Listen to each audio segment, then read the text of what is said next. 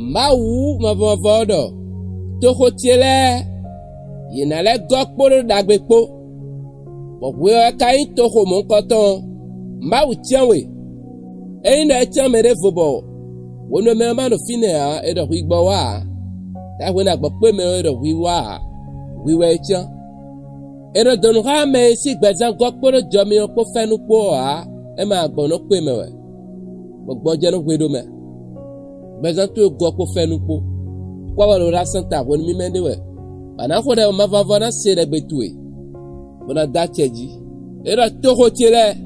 mina hano Zakari 1 verset 17 emi mulado ene guduo wesa gwonda numindo yeni ledo mawu ma vava nubi pe todo toho tiele na le jegandi na le vo Jerusalem so una wa go alonu Sion wonwe mawsi toho odo nuko yiwe eno vivini desu lobona ya bajijani nuwa yi mawton nugbo nuko yito awajije mawton do boledo mawho gbenumi do mahunu che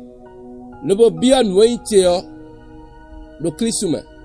achetuwe ondebude intuwe anahunu to bio bena sonwe ewutuwe hogbenuwe eina na inuko kelewe a akpa bifewe ana inukonde monavo nwesi gudo adole bina pewe tunfla do Jesu Christ sin koma mauna do gbonuwe do Jesu Christ sin koma do Jehovah de suwe tianwe eina vire suwe jilo a ede suwe tianwe kwa lo tonpo mere vo système ya wiwe akruno de su ezera zinko mokotonji mere bude na don hawe yo ena gugwenu ton bana glewu ede kponwe do fenu po jami po gogbezan to me unye don hawe na ruyan unu to bodo fide bude ade yo je suis racheté pour proclamer et pour revendiquer mon droit en Christ da kruno gogbenu mi eno nda chedin lobna bianu de bude inche do Kristume mene bude lenda mena glali mi lobna don hami mena duya esi do tabanu ya uya wa yin ton do gbeto goporo jomi opo commenter dimbodo je suis l'élu de Dieu akuno wa tiami nu adinu do akuno wa tian enugbo like bo partager bo abonner wede nu chaîne ora santa tonelo